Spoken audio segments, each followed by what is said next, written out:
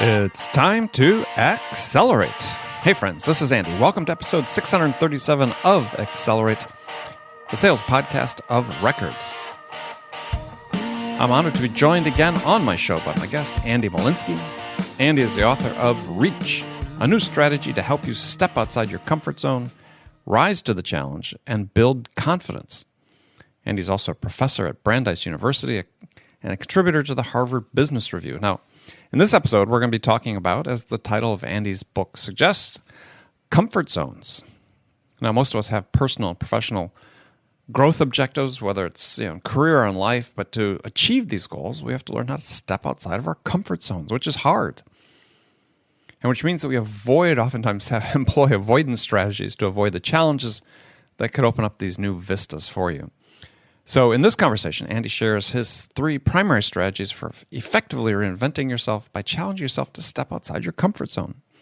I mean, if you're in sales, I certainly remember my early days in sales when I first got started. I definitely had to step outside my comfort zones to learn how to go out into the field, carrying a bag, knock on doors, and make cold calls. That was a big step outside my comfort zone. Wish I'd known some of the things that Andy talks about in his books at that time. So look forward to this conversation. If you'd like to see the show notes for this episode, go to andypaul.com/637. As always, we provide a breakdown of this and all conversations on Accelerate. Make sure you check that out. Before we jump into my conversation with Andy, let me say that I often hear from listeners that are looking for a new sales challenge, and I tell them one of the most important elements to career success is aligning yourself with the right company. One that develops its employees, values its customers, and has a portfolio of category-leading products that can compete with anyone in the market. So if you're a top sales producer and you're looking to challenge yourself in order to take your career to the next level, then visit CenturyLink.com/accelerate. That's CenturyLink.com/accelerate. With its recent acquisition of Level 3, the new CenturyLink has become a world leader in providing cloud, security, real-time communications, and managed services. And so, if you're a top sales producer, you want to step it up in your career, then check out CenturyLink at CenturyLink.com/accelerate and see if perhaps CenturyLink is the right step for you and your career. All right, let's jump right into it. Andy Molinsky, welcome to Accelerate. Thanks for having me. Well, thanks for joining us. And we were just talking before we came on the air that this has been a long time coming for a variety of reasons, but I'm glad you're finally here with us. Yes, likewise. So, standard question I ask all my guests to start off the show is, in your mind, what is the single biggest challenge facing sales people today, sales professionals today? It's a good question, and I can't promise. I can't promise to say that I'm the expert and I have the finger on the pulse of what challenges salespeople face. I do have to say though, I think that's why we value your answer. Yes, you have a perspective maybe others don't. Right. So what I do have as a perspective is that I've written a book called Reach about stepping outside your comfort zone. I've done a lot of work teaching, training, writing about helping people step outside their comfort zone, and I've talked to a lot of people about sales. These might not be people who focus their entire days and lives on sales, but that sales and making a sale is a key component to what they do and what they want to try to achieve, what their goals are. And I do find that a lot of people, and you'd be surprised, or maybe you wouldn't be surprised at how outside people's comfort zone it is often to do sales. And by that, I mean lots of things. I mean cold calling. I mean walking into a networking event, pitching and promoting themselves and their product and their company, making small talk in a sincere, authentic way with people that they don't know, closing a deal. All sorts of components of sort of the sales process, I think, are outside many people's comfort zones. Not everyone, but many people. And so that's why I think it's been on my radar as an important topic. Well, interesting. I think if people were really honest, even people who have been in sales for a long time, they would say that I'd say everyone, certainly in my experience, I've talked to, there's some aspect of the process that they're still uncomfortable with, that there still is outside their comfort zone. Even with decades of experience. I mean, I can speak from experience too. I mean, there's still, my least favorite part of selling is making cold calls. I do it, and I've done it for years. When I started my career making dozens of cold calls every day out in the field. But it still requires me to step outside my comfort zone to do it. I understand that. I actually, as you were talking, I just had this flash of a thought. It reminded me, I'm not in sales per se, although I have to say that I do have to do quite a bit of sales in various ways.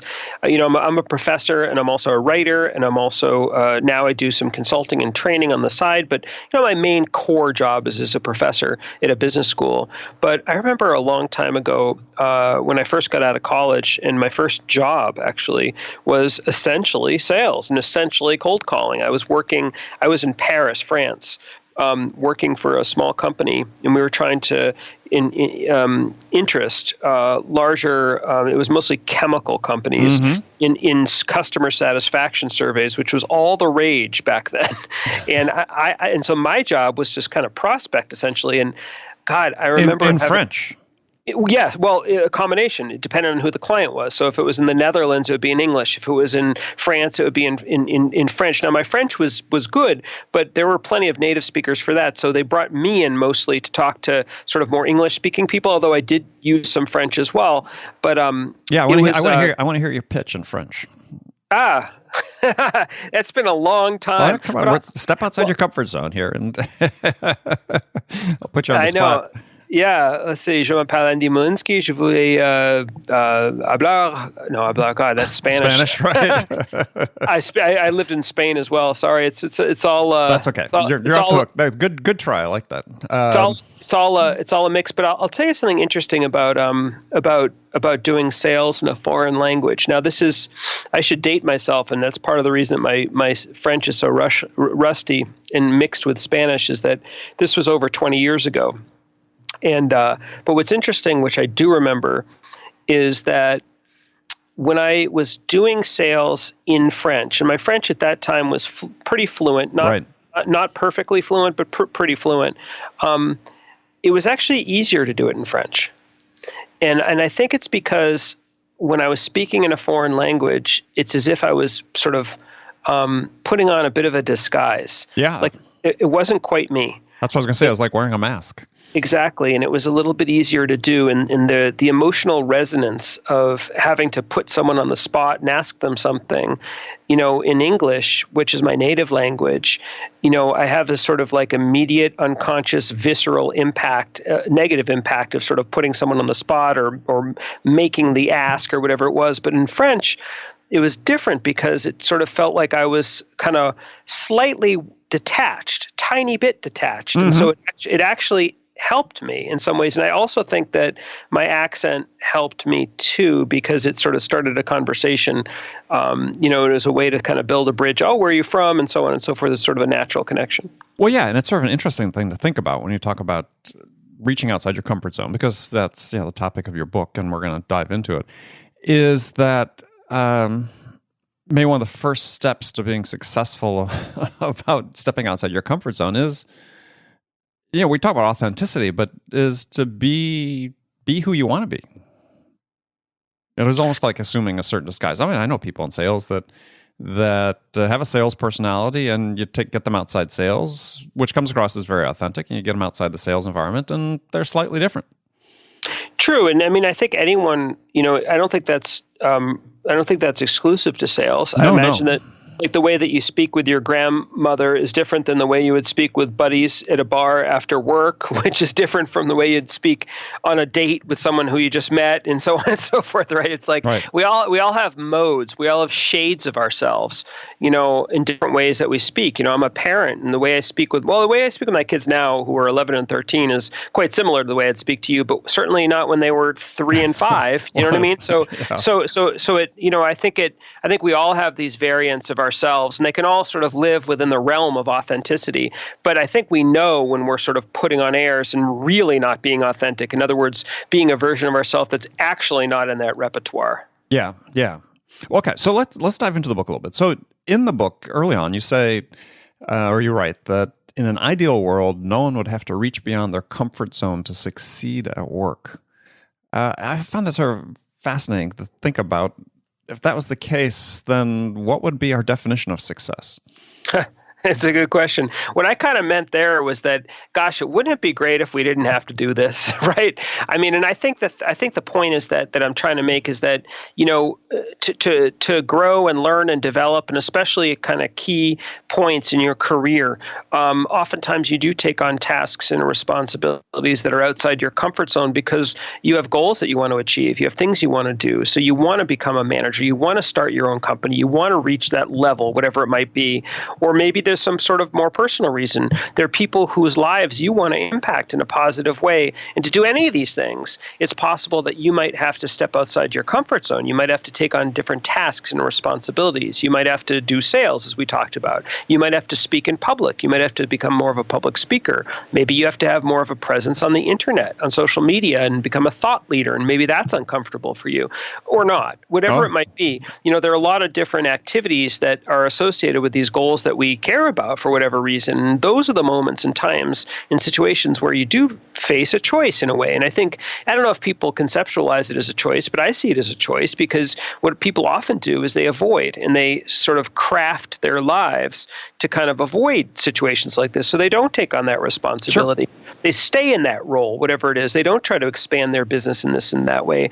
But if you do want to, that's the rub, and that's where stepping outside of your comfort zone, I think, comes in. And by the way, it's not just professionally; it's personally too. I talked about having kids, becoming a parent for the first time, getting married, even, or whatever. There are certain milestones in your personal life as well that involve oftentimes stepping outside your comfort zone. Well, I was trying to use that phrase you had written to say, okay, well, where can you work where you can stay within your comfort zone? And I was thinking, okay, well, Supreme Court judges, they're appointed for life, and maybe Pope, but that's about the only two I came up with.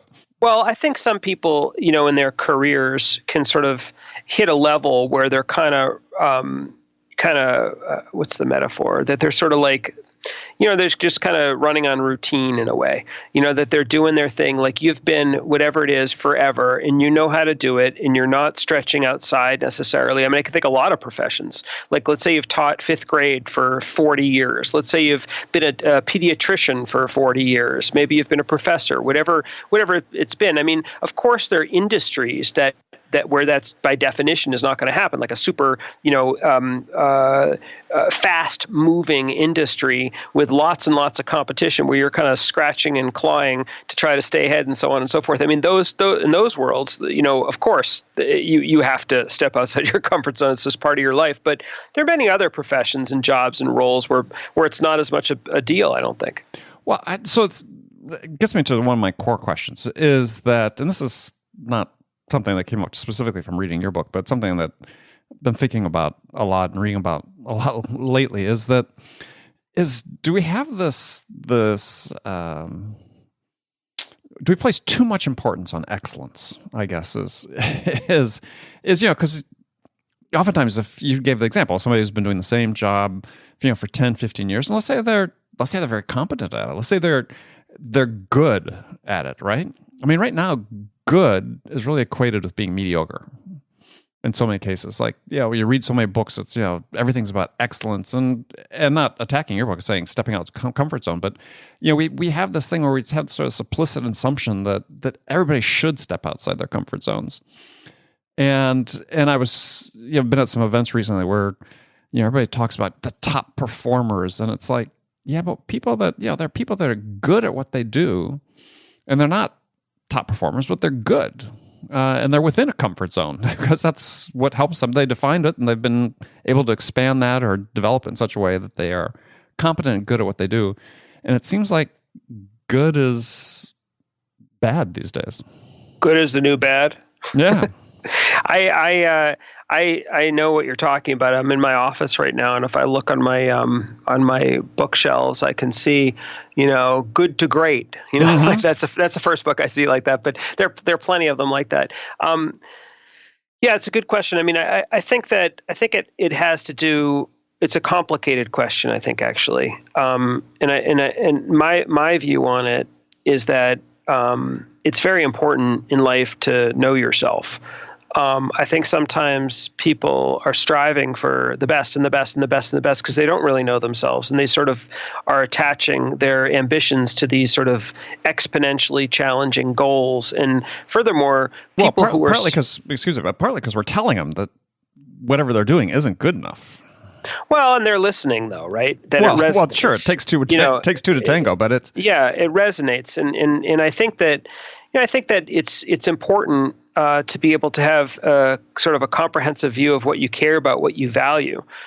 For some people, it might be that being good at what you do is just fine. Being proud of what you do, working for a middle-sized company but not the biggest, being a good performer but not the best, whatever it might be, whatever your standard is, but that you're happy. That you have happy relationships in your life. You enjoy the time that you get to spend that's outside of work or whatever it is, having more of a full balanced life.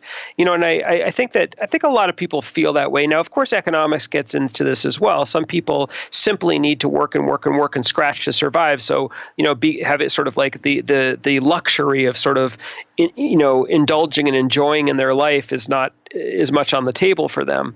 But I think I see what you mean. And I see that, by the way, also, not just in professions, but also like, let's say in high school, trying to get into colleges, that, there's a lot being written lately about how if kids aren't able to get into one of those top 10 colleges in the country, in the US, let's say, that they're a failure. And they feel like that in these highly competitive high schools. And what a shame that is, like that's a broken system and a broken set of aspirations. Well, and in any enterprise, I think of any size, you're going to have a distribution of people, right? You're going to have a very small percentage of people you call superstars, let's say. You're going to have a very small percentage of people who are just abject failures, and then most people are in that middle group. Yeah. And most of those people are good at what they do. They may not be superstars, but they're good at what they do. And yet we seem to obsess. I was at a conference a couple weeks ago with a bunch of sales leaders and CEOs and so on, and they were all obsessing on this idea about how do we get everybody to act like the top performers. And it's like, well, you don't want everybody to act. First of all, they can't all act like the top performers. And you need people who are good at what they do. Yeah. And I said this obsession with excellence, I think, actually is starting to become counterproductive. Well, I agree with you, and it's not just an obsession about excellence. The other obsession I see oftentimes is with being a leader. And like, imagine if everyone was a leader, so to speak, and maybe someone would come along and say, "Oh no, it's important for everyone to be a leader, in so and so way." But if everyone's a self-starter, if everyone's a go-getter, if everyone's a leader, if everyone's an alpha, what kind of world are we living in? I think there's some value in being a team player. There's value in being a follower. There's value in being a leader at points, but stepping back at other points. There's a value. You know what I mean? So I think that I see the excess that you're talking about. Yeah, I think we're again starting to institutionalize this whole fear of missing out and the FOMO, and it drives a level of anxiety that really, from my mind, starts becoming counterproductive for people, especially in things like sales, where it's, it is just by definition, it's a pressure-filled role. But I know lots and lots of people in sales who are quite good at what they do, able to do it with the minimum of anxiety and pressure, but they're made to feel less than because they're not ambitious. Yeah, well, the other part of it is that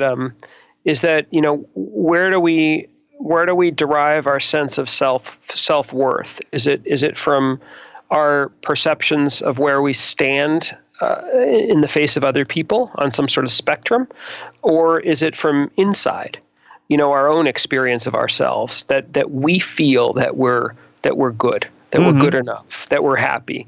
That's an internal story, an internal experience. And I think when people are so fixated with the best and the top performers and so on and so on, those are very external standards. And if people are sort of viewing themselves and their self-worth through those standards, I think that's a mistake, really. I think it's a mistake on multiple levels. It's certainly a mistake in terms of happiness and well-being, right. But I imagine it's a mistake in other ways too. Yeah. I certainly believe it is. So in your book, you talk about this idea of necessary evils. We were talking about navigating personal comfort zones and so on. And I want to explore that a little bit. If you could tell people what you were talking about there. Sure. So it's interesting. So my book Reach is about stepping outside your comfort zone, and it's sort of a user-friendly, book for anyone. Necessary Evils actually was a topic that I worked on with a colleague of mine from Harvard Business School. We went to graduate school together, and we did research on the topic of necessary evils, which are basically tasks where at work you have to cause someone pain or discomfort for some greater good or purpose. So we were studying managers performing layoffs, firing people. We were studying police officers evicting families and individuals from their homes, doctors performing painful procedures on kids. These are pediatric physicians, and also delivering bad news to parents. It was funny because when I started writing Reach or started thinking about Reach, I almost had like a blind spot to the fact that I had been researching this very topic, which I just described, for years, publishing in academic journals and so on. But I, for some reason, didn't put two and two together. And then eventually I had the epiphany, like, duh, I've been like studying this myself. And so I then incorporated some of that work into the book. So I guess my question when I was reading that, though, is you weren't saying, I don't think, but I just wanted to ask the question, is that people can ever develop a comfort zone around performing these necessary evils? Well, I think just speaking to me personally, I've had to lay off and fire lots of people. I don't think I'd ever I develop a comfort zone around it. Well, I guess it's tricky. It depends on how you conceptualize a comfort zone. So if a comfort zone, I guess, is a continuum instead of a dichotomy, like a dichotomy would mean that you're comfortable or you're not comfortable, versus sort of a continuum, which is varying degrees of comfort. I imagine over time you can start to become, it doesn't mean that you're complacent, and it doesn't mean you're not caring. You can be compassionate and have a comfort zone around your capacity to do it. I spoke with plenty of managers, for instance, who said, you know what, this is obviously awful and it's no good for anyone, but I'd rather be the person delivering the bad news here because I know how to do it. I know how to do it in a way that dignifies someone. Oh, well, good luck with that. I'm not sure I agree that you can ever sort of do it that dignifies someone, but I mean, it's. I guess I was sort of thinking, shouldn't we always be uncomfortable with these types of tasks? These types of. I think on some level, right? I think it's a complicated situation. I mean, I think that's where the humanity comes through.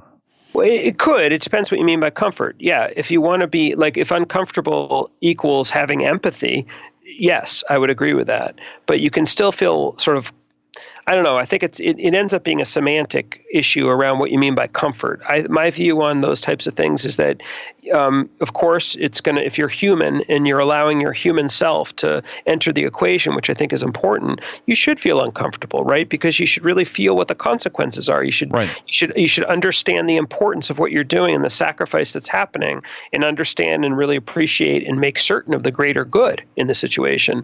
But I don't, and I think. But I think that you can be confident about, or increasingly confident about, your capacity to do it. You can have a developing sense of conviction about why it's important.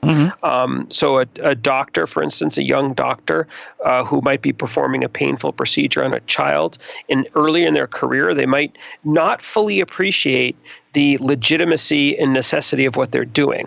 But if they've been at this for many years, they know the results of these over time, and they've seen the results, and they've seen kids who have recovered from these and how the early pain is worth the later gain, so to speak. It's not that they become complacent and they don't have any sense of empathy, but the task itself might start to become a little bit more in their comfort zone. Sure. Not saying that they're not conscious of the difficulty, but that it's slightly more in their comfort zone. That's what I mean by it. Okay. No, I agree. So, in the time we have left, we have about 10 or so minutes left. I want to talk about the 5 challenges to stepping outside the comfort zone that you talk about, because I thought there's some interesting material in there, and then urge people to buy your book and go through the rest of it, because very worthwhile read. So the first one is the authenticity challenge. We're talking about trying to step outside our comfort zone. One of the reasons we don't do it is because we sort of say, hey, if to take the step, this isn't me, as you said, this isn't me at all. Yeah, I interviewed people from all different professions. I mean, entrepreneurs, of course, small business owners, executives, managers, but all sorts of people: doctors, police officers, actors, students, priests, rabbis, a goat farmer, all sorts of people. And so across the board, this is what I found. Not, by the way, not you don't experience every one of these challenges every time, but this is the set. Sure, There's authenticity. Like, this isn't me. I feel like an imposter. I feel like a poser. And remember, you're stepping outside your comfort zone. This is by definition something that you're not as used to. A second one was likability.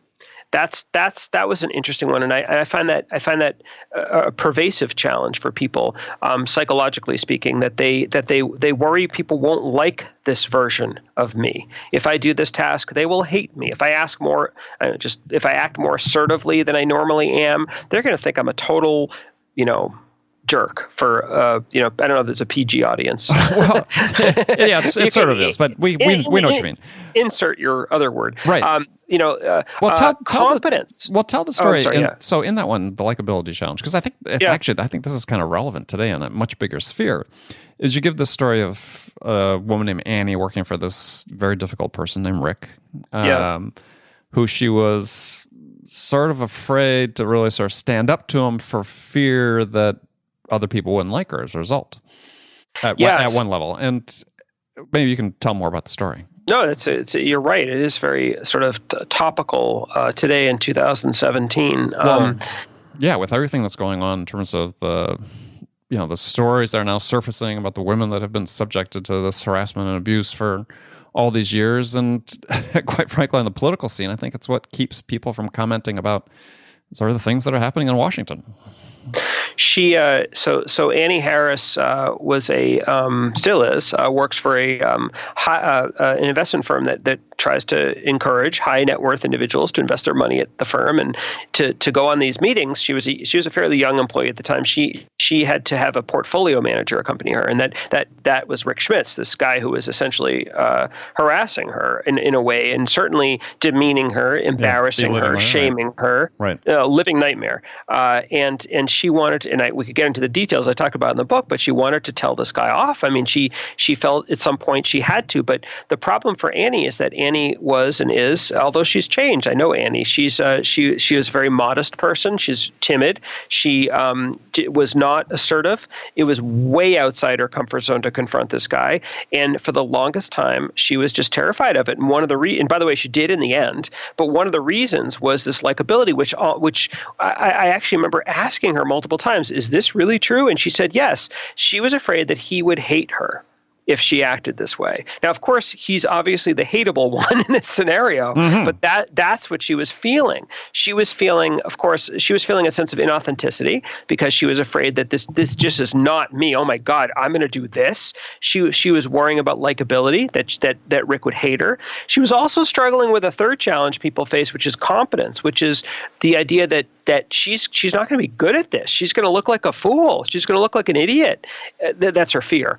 And by the way, that's going to be obvious to other people. So she'll not only feel incompetent, and you can imagine this in sales, you can imagine this in public speaking, lots of situations where you're afraid to do something because you think you'll look like a fool. And by the way, you're afraid other people will see you as a fool. So there's the public-private side to it. So it's a tough cocktail of sort of psychological roadblocks and challenges people can face that when considering stepping outside their comfort zone. I guess sometimes I think of it as there's door A, which is, you know what, I'm going to give this a shot. Door B, I think I'm going to avoid. And there are all sorts of ways people avoid, I talk about in the book. But the question is what's going to nudge you to door A or door B? And these challenges like feeling inauthentic, worrying about likability, struggling with your perceptions of competence and feelings of incompetence, those push you to door, whichever the door was where you don't do it. I forget which one that was. We'll call it door B. Right, that one.